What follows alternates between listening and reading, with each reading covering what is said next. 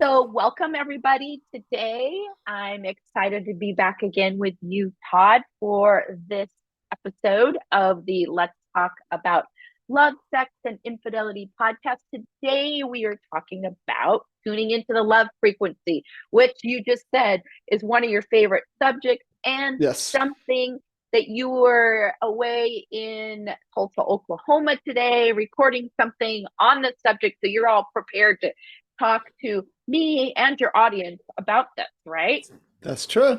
Okay, so before we dive into everything we're going to talk about today, for those of you who do not know Todd, and this is your first time tuning in to his podcast, or you might be on his YouTube watching this, I just want to give you a little background about Todd. He has been a licensed marriage and family therapist and licensed clinical social worker with 35 plus years of experience working with couples and individuals to help them heal themselves from crises such as trauma, infidelity, and a lot of other things. And he helps couples rekindle the passion in their relationship, um, and just go on to having a long, hot marriage, right? Which is the title of one of your best selling books. hmm And if you guys want a copy of that, you can go to his website and you can check it out there. Todd, why we're talking about love frequency and meditation and things like that, you are a firm believer in meditation. And so am I. You've been meditating now for as long as you've been in practice, I think, 35 plus years. hmm And you personally experienced how it can help impact your own personal relationship, and you use it as a healing modality in your practice along with other things such as EMDR to help people get better results from working with you, or not Yes. better results maybe, but speed up their results. Am I hmm correct Yeah, in that? both Okay, better results. both. Results in, people want to get help in as quick a time as possible, and Yep. there are things we could do to speed that up. And meditation's one of them, and you talk about EMDR. hmm And if you're interested in knowing more about what EMDR is, you have a whole host of podcasts and videos and things like that explaining exactly what EMDR is, and how that helps people deal with trauma. And then we also have a whole library of content about meditation and how that helps people with their relationships and as a healing modality. And you can even combine that with trauma, right? To help people, Yes. victims of trauma. But today we are talking about tuning into the love frequency. So the ability for all of us to be able to tune into that will increases our ability to give and receive love, right? And Yes. to connect with the important people in our lives, right? Yes. So, do you want me to dive into the first question? Yes. Sure. Okay, cool. Sure. So the first thing is, and I'm sure everybody listening here today is like wondering, well, what the heck does Todd mean by the love frequency? So why don't you explain that terminology? Because you go deep into it with people who are in your meditation program. That's the theme this month, but we're here to talk about it for all the other people who are not in your meditation program, hmm because it's an important thing to raise people's awareness around. Yes. Well, you had mentioned this thing in Omaha, Nebraska, which is premature yet, but there's a movie that will be coming out sometime in 2024 on love, and Mm-hmm. so um, I've done a lot of answering of questions about love, and so it's very timely. It's unrelated to what you and I were doing, but it just coincided, and so the one thing that I have to say is that I am clear that love exists. Love is real. Um, that I'll even say that there's there's this good news that there's an evolutionary impulse that is in us and all around us that we could tap into that is really love. Mhm. And that when we tune into that impulse, I can call it a frequency, but it's an impulse that's always there. It frees us to be not so reactive to a lot of Mhm. the things that are around that isn't love, because there are many things around us that are not love, that really come from fear and contraction, where love is about openness, open-mindedness, open-heartedness. Love is many things, but it's tuning in to this part of us that already is there, that's already love. But that there are many things that obscure our access to this love frequency that's already there. So people go around going, love frequency, what are you talking about? You know, life is about survival, and it actually is for some people. And because of their need to survive, the whole part of them that's loving might be totally blocked, like an eclipse of the sun. But the sun's there even when you can't see it, right? Yep. Um, so there is a frequency that is open, that is interested, that is curious, that is compassionate, that's always there that we could tap into. And when we're not tapping into it, we end up having instead self protection, egocentrism, which is all about the ego, self absorption, greed. So, Judgment, judgment, judgment. because I was like having conversations. I've had a very interesting personal week, as we all do at one time or another. Oh, And yeah. I was finding myself getting into the judgment zone and reminding myself to come from a place of love. Yes, it's there, And then that, and it's there. And right? when you raise your awareness around it, at least I was doing myself, I felt a lot better not being that judgmental person. So, Oh, yeah. that's the thing, Exactly. That's right? exactly it. Yeah. I mean, this Okay. stuff, we'll, I'm sure we'll talk about meditation, but we're talking about everyday life. It's like how I meet the cashier in the supermarket, let Yes. alone my partner or Yep. my clients. Mhm. Yep. Yep. Exactly. I mean, that's the key, right? Because when all else really, there's love makes things easier. It makes everything easier. It's always available. There's always a choice. Given our context, maybe love comes out in different ways. It doesn't Yeah. always come out the same way. You know, if I'm Yeah. dealing with a person who's grieving, I might show love differently than a person who wants to go have some fun. Right. I don't go to a person that's grieving and go, look, let's go play. That's not loving. That's not what they need. Love gives, when you're tuning into your love frequency, you're tuned into what you need and you're tuned into what the other person needs, if there's that other person around, and you're about doing what's necessary. Yep. Yep. So I want to go back to a story that you shared. I think it was I think it was our last time we were together, and you were telling the story about the guy in the car, Oh, remember? And he thought you were going to yell at him or, get angry at him, but you came to him with love. Do you want to share that? Because that's really kind of a good example it of is. tuning into it. It is. So what happened is I actually just was absent-minded and I cut him off, Right. and he had a screech on the brakes. And then I got to a red light and he got to a turning lane, Yep. and his passenger door window was half open and mine was all the way open. My driver's side was already open all the way. And I decided to take a look at him. And when I looked, he met me with hate. I mean, and aggression.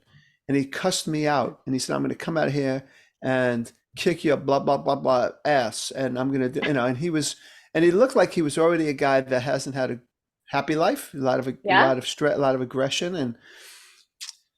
And so my impulse, right, was fight or flight. It's Mm-hmm. either run the light so he doesn't hurt me, or, do something to him. Not that I would, but, Yeah. probably would kick my butt or whatever. I'm not a fighter. He looked like he was a fighter. But I did go, like, all I said to myself was, get creative. Those are the words I said to myself. I said, get creative. But really, what I was doing was tuning in to the love frequency. Mm-hmm. And when I dropped down, there is this frequency that's below the level of fight or flight. It's always there. But when we get caught up in fight or flight, we don't access it. But I just said, get creative. And I tuned into that. And so I put my head out, which maybe people would think is kind of a stupid thing to do. Well, Um, today, yes, mhm, might people, but yeah. But I did. I stuck my head out the window a little bit and I said to him, I don't know what your day was like before I cut you off and stressed you out, but I got to tell you, I am sorry. And from oh, the bottom of my heart, and that the last thing you needed was a jerk like me to stress you out. I'm really sorry. wow. And that just shifted everything. He couldn't do it. He didn't know what to say. He was like, he was like a little like, because that didn't go along his plan. Here's this guy being nice to him. He couldn't be mean to me. So Nope. it's all right. And I said, that's all right. And then his light turned, he got the green arrow. I got the green light. And I said, have a nice day. He goes, yeah, you too. It was very funny the way he didn't know what to do, but you could see his face soften. Yeah. So that's a really good example for people. Like, when we tune into that love frequency, we can change the energy of people around us and touch Oh, yeah. people in a positive way. Oh, yeah. Right. So Absolutely. that's like for people listening, if you can, that's like a key takeaway. And it all starts, like you always say, it only takes one person to make that change. It does. And you know what? Who's the person who I have the biggest challenge tuning into my love frequency when I get triggered? I'll give you one guess. Yourself. No. No. Who? Well, that's actually a good answer. That's a good Because answer. I'll tell you what, we're, you're actually right, but it's my wife. But it's actually what you're saying is true. Because what happens is the partner who might be annoyed with you or disappointed or angry, you give them most access to your own personal. So yeah, she is actually mirroring in me the part of me that isn't loving to me. So actually your answer was better than mine. And so that's when we react as opposed to staying present for the other person. So it's an interesting way to look at life, that life is lived from the inside out when we yep. um, which when we look at, wow, why am I wanting to treat you meanly? Why am I treating me meanly? Hmm. Well, we're always, I think, meaner to ourselves than we are to anybody else. Right. Right. Right. Yeah. So, yeah. Yeah. So I was that's, making the point our intimate partners are the biggest challenge, but the truth is that it's really always about us, always about what it's triggering in us. so they're Always. triggering what is already there. They are triggering the part of me that is not at the frequency of love. Okay. Got it. And those are all tests and great opportunities Hmm. to then tune into that frequency of love and shift the whole Yeah. dynamic. And Yeah. that's a lot of times for people. I'm in couples therapy, I'm sure, and I know from personal experience, can be Yeah. real hard to get to that place. So let's go on to question number 2. Why and how, because I think this kind of segues on that, do we get so conditioned to believe the limitations of our mind and so to condition to look for love in the other person? Because we just were talking about that personal dynamic, right? Right. So Right. why do we get conditioned like that? It's got to come from, I think you're saying, come from them first and not from us. Right. Well, we need our mind, and and we also, you know, we build our bodies based on what we take in, right? So Yeah. our bodies are basically made up of the food we eat, the fluids we drink, Right. and also the relationships we have, that they all create a body. And so if we have so we are kind of at the mercy of others at first, like little babies, they take in what's given to them. So we are Mm-hmm. conditioned to look outside for our worthiness and our lovability. We're looking outside for love because we literally have to in when we're dependent creatures. Now, even dependent creatures, they're born love. They're born love. They have it in them. But how that love is accessed or not accessed has everything to do with the environment around us. And Hmm. if I have a parent who is not very able to be tuned into me because of a variety of reasons, and maybe two parents, and I'm left alone a lot, and no one's there to be there for me, I develop a system that I'm not there for me. You're not there for me. I learn to not be there for me. And so I am not being loving towards me, nor do I have a great capacity to love others because I can't access it. Again, it doesn't mean that the capacity isn't there. We're born with it, but it gets covered up and obscured by the way people treat us. So that's why it's so challenging because we are really truly getting the good stuff or the not so good stuff from outside of us. You know, there's a textbook I used when I was teaching. It's called Inside Out and Outside In. It's all together. Yeah. But the problem is, as adults, the problem is if we don't find ways to access our love, and there's ways we could do that, then we're constantly looking for other people, but with the same dynamic. You know, it's like if you're not there for me, I'm going to expect you're not there for me. I'm going to act in ways that make sure you're not there for me, and then Yeah. it's going to prove my self-fulfilling prophecy. Yeah. So Yeah. it's a real conundrum. So we have to find ways to find love, and and of course, having a loving mentor or a relationship, or somehow you just get fortunate that somebody, your aunt, your uncle, your grandparent was there for you. That might be all it takes to mirror that love that's already in there. So now you could access it. Right. Right. But let's talk about really like specific tactics, like, the meditation, therapy, whatever you believe, like Right. that will help people to begin to tap into the energy and quality of love, especially when there is so much anti-love around us. I mean, you can just turn on the news every single day. There's, Oh yeah. you know, really lots of cases of anti-love. And if we could just tap into that ourselves, what a Right. world, what a game changer that would be for. Right. So it's a little bit of a interesting kind of like two things are true at the same time. One is that the seed of love, the frequency of love is in all of us. But Mhm. oftentimes we need someone out there, some person to resonate with, to make that part of us come alive. So Mhm. it could be a book. Somebody wrote some book and you're reading, you go, oh my God, there's love inside of me. This person, something about this author is very loving. It could be a therapist. Yeah. That is that person that helps you begin to uh, remember you're worthy. I'll say it like that, to remember your love. So when you ask for technique, part of it is just relationship. And of course, as a therapist, part of my job is to develop a relationship with a person and help them remember something they forgot a long time ago, that they are lovable and that they are loving and that they are worthy. So relationship's one part of it.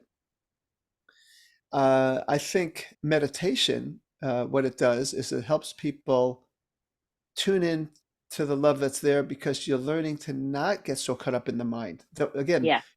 I don't know how much will I answer that question, but we're conditioned to follow the mind because the mind is what's keeping us survive, right? So if in order for me to survive in my family, I got to be silent and invisible, which isn't loving, but it's the only way I could survive because if I didn't, Yeah. and when I express myself, I get punched or hit, that I'm in life listening to my mind telling me be quiet and be invisible. Yep. But when we have a chance to be with a therapist or be in meditation or do EMDR, which we could talk about, it gives you the opportunity to go, oh, you're mirroring me, or I'm experiencing something in me that is love because it's already there. But this now is different. So I do believe that the answer is inside of us, but I think we all need people outside of us to help us access it. Yep. at least in the beginning. I agree. I mean, having been through both with therapy help and meditation, maybe therapy like really helps people get through the first part of whatever they need to heal, or if there's Mhm. trauma involved or Mhm. things like that. But what meditation does, in my opinion or my experience, because it's an experience, I've experienced both, is that when you combine meditation with a powerful therapy experience or your own personal growth or whatever, it gives you that ability to see things in a different way rather than just the emotional side of things, the reactive side.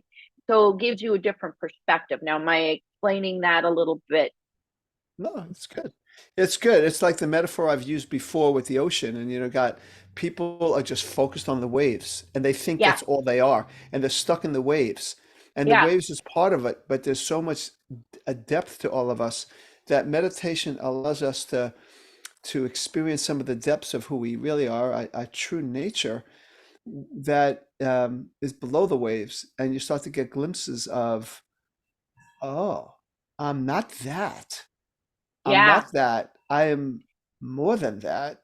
And all you need is glimpses, because the more you get glimpses of it, and you go, oh, there's a whole new world inside of me, not just a world out there. It's sort of like, when yeah, people look at on a beautiful day in the country, and you see all the stars and you're kind of in awe of the universe.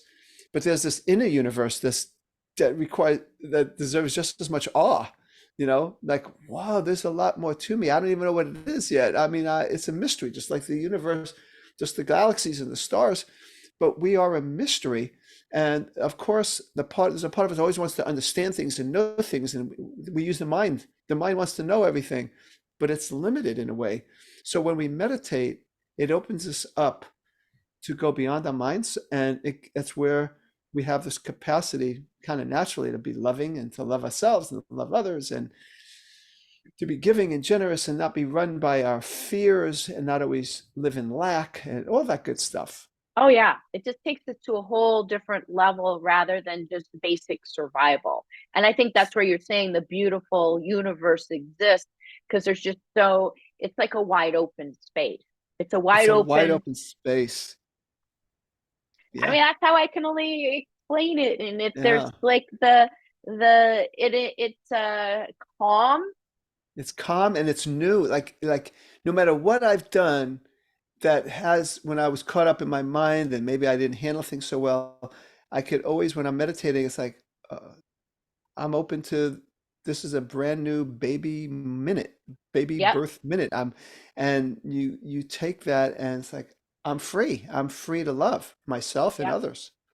yep. And it shows up when you say, for example, you're in a conversation with someone and things get heated. It gives you, I think, this is my own experience, is that it gives me the ability to look at the experience from a whole new level rather than the fight or flight or the survival mode. And then that's where the creativity comes in, because you access that open field of, Yes. oh, I'm beyond this. So that's where I think when we talk about the love frequency, it's sitting there waiting for you to tap Yes. into it when you get to that whole higher level. And I know for a lot of people, they're probably like, what? But It's just something you got to experience. You can't exactly. you can't try to understand it with your mind when it's beyond your mind in a way. It's just the reality of that there is a love frequency that exists, and that it gets obscured by fear and all the faces of fear. Hmm. But that doesn't disqualify the fact that there is love. Right. We kind of gone into question number three, but I'll come back to that in a minute, because I really want to just share with the listeners right now about your meditation for self and interpersonal healing before we go on to the last two questions of today's podcast episode. So I just want to let everybody know quickly the details about Todd's program. You designed it originally for couples, but it's really more for helping couples and individuals Be open to more closeness, depth, decreasing the reactivity. And that's when you use meditation, you can go to that wide open space that we're talking about. Be capable of more intimacy and more vulnerability, less reactive, and more love. So this is a 12-month program that you can join. And we have a brand new, you can experience it just for $7 for your first month, and then it's $47 after that. And included, you will get every single month, there is a new meditation on a topic, all designed to help you go to that special place where all this magic happens. Also to kind of help you grow as a person, Yeah. self, and be able to, again, be closer to your partner, less reactivity, all of that stuff. You also do these retreats Mhm. once a quarter where you get together and you coach Once people. every 2 months. Once every Oh, two once months. every 2 months. That's Once every right. 2 months, and it's Yeah. virtual. Hmm. Yep.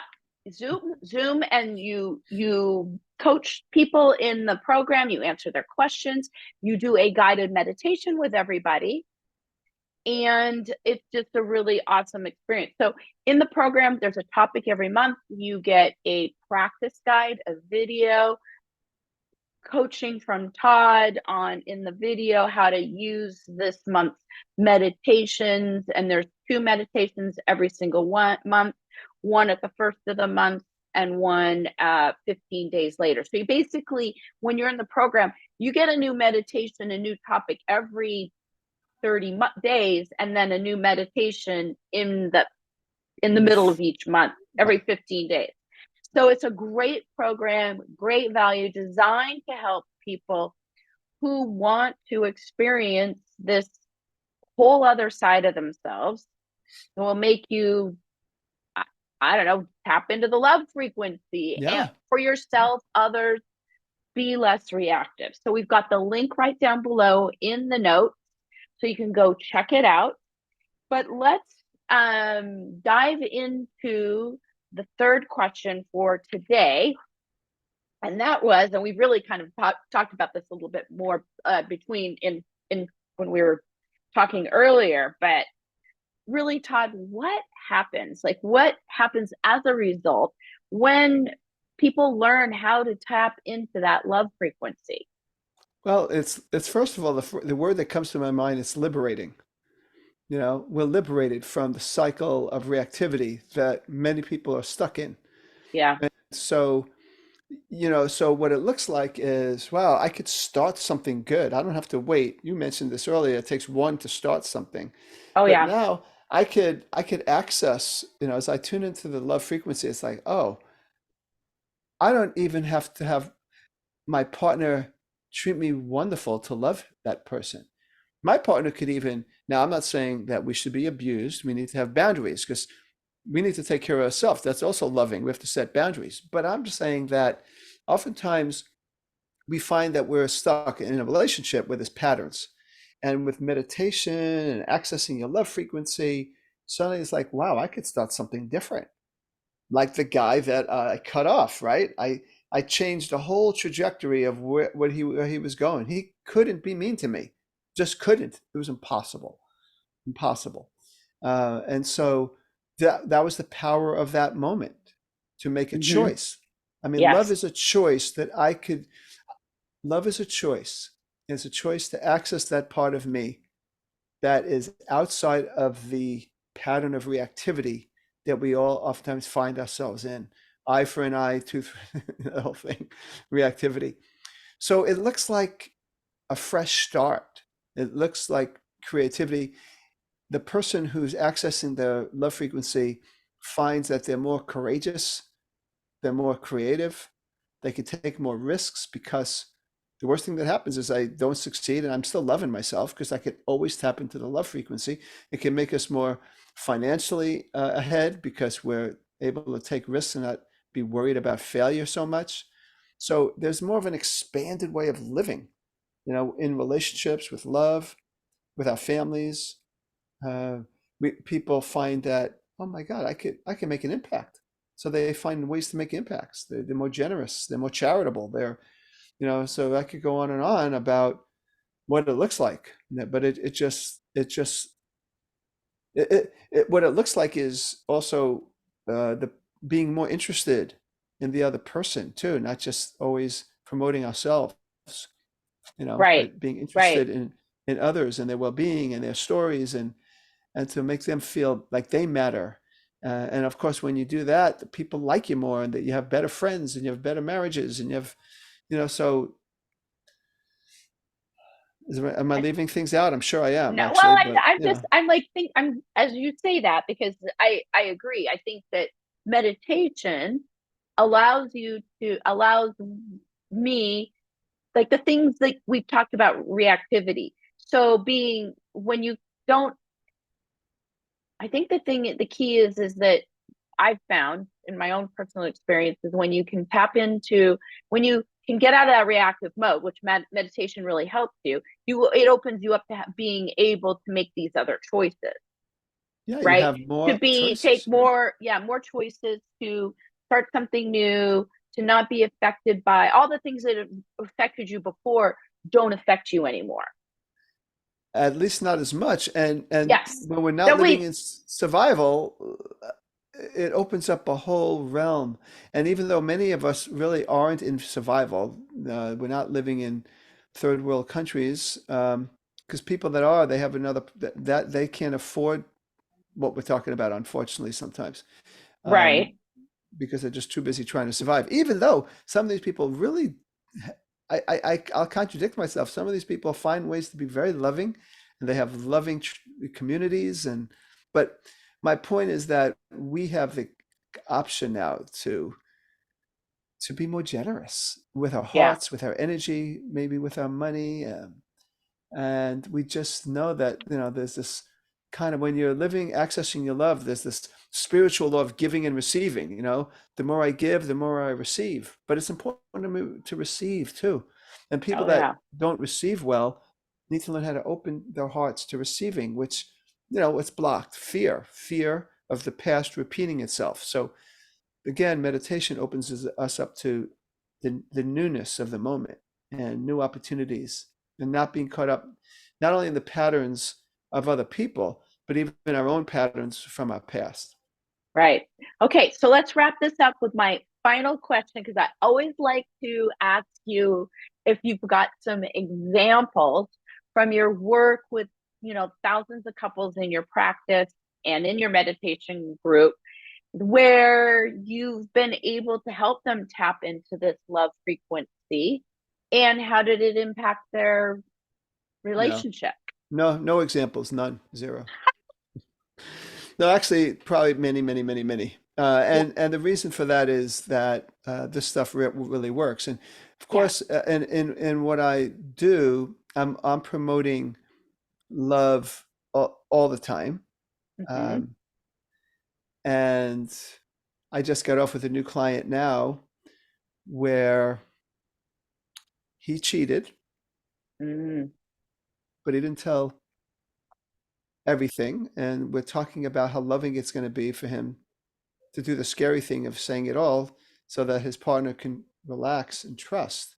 Right. And so, but in me doing that, he's seeing I'm being loving to him. So it's a simple thing. Just me saying, I am not saying infidelity is a good thing, but mm-hmm. given your childhood, that was the best solution you could do. And that's not okay, because it's very hurtful to the other person.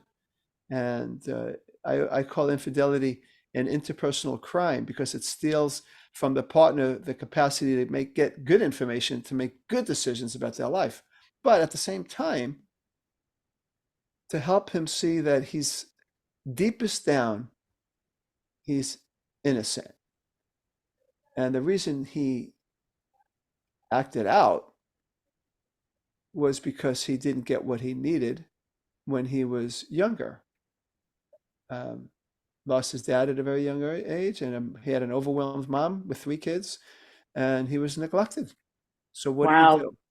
So I, you know, and that's just the first. So he got off the phone feeling better about himself, and he is committed to being totally transparent with his partner, no matter what the consequences, because that is what she needs. It's clear she needs that. So he's not so self-protective. I mean, that's just one example that just came to me.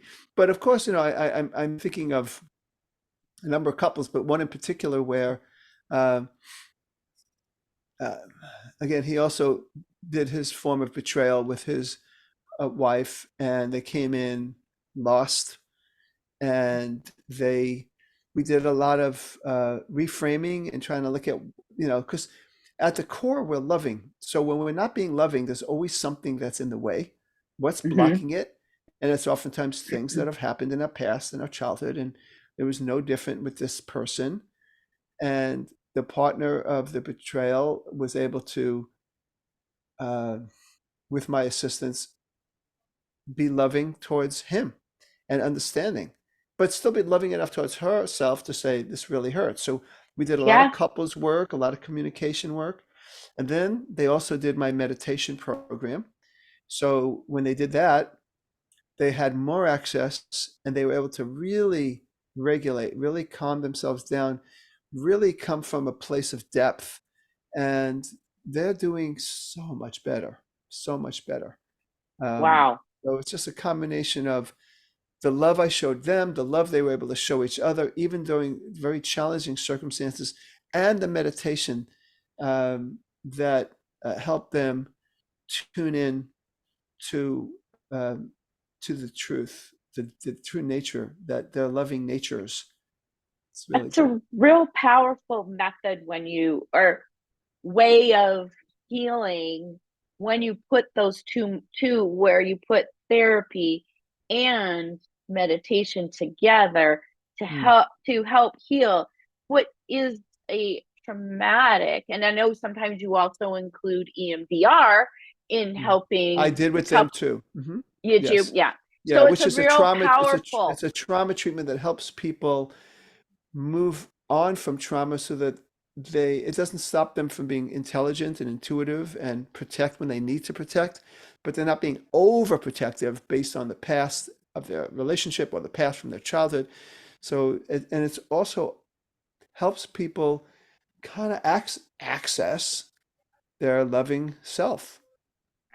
Right. So it's a very powerful form of healing when the way that you deal with, way that you treat, I don't know the right words, but these couples that come in with in crisis. And crisis could be not just infidelity, because crisis that someone comes and works with it, you would do some of the same work would be, trauma, Of the people who various signs, affect trauma. Yeah, financial stuff, health traumas. I've worked with, gaslighting and being with a definitely. partner. So there's all kinds of different ways that, and I know you have probably a bunch more examples of how this form of therapy and EMDR and meditation can really help people recover from these things that happen Yes, to them, these incidents. I don't yes. know how you want to, like, It, it's it, we need to do everything we can to help people heal from these crises so that they yeah. can more easily access their love that's inside of them, that energy that's always there, that frequency. And uh, it's it's a great. I love talking about this topic because what's more Yeah. important? I don't Yeah, know. I can't think of exactly. anything more important than love. Exactly. That's why you're here, to make the world safe for love. That's your handle. That is my So handle. that is your handle. So is there anything you want to add for today's, anybody tuning in and listening to our conversation here, takeaways for Don't people? if you're listening to this, I think if you're listening to this, there might be natural cynicism. I think there'll be natural, not everybody, and it all comes out in different ways, natural resistance to this. But I'm going to tell you that don't believe everything you think. And just know that even those thoughts might be protective because, you know, the way to access our love frequency means opening up to the unknown sometimes, to the unfamiliar. What I did with that guy was very unfamiliar. I mean, I never talked to an aggressive person quite like that before, Oh, the right? guy in the car. We're The going guy in back the to the car, the the guy guy. in the Yeah, car. not Yeah, the so guy I'm that you saying, was not the person that you're no, no, no, healing. no, no, not the Yeah, not client. the. No, Yeah, no, yeah, the guy that is, yeah. So I'm saying being open to the unknown. So acknowledge, even love the part of you that is a hard time believing in love. But I'm asking you to take a chance and think that maybe there is this love, this omnipresent love that you could tap into. yeah. Awesome. That's great. I love that. Well, thank you, Todd, and we'll be back next month with another topic around meditation. So stay tuned. Keep looking for that. And if you haven't left a review or subscribed, definitely do that. And we'll see you next time. That's great. Bye bye.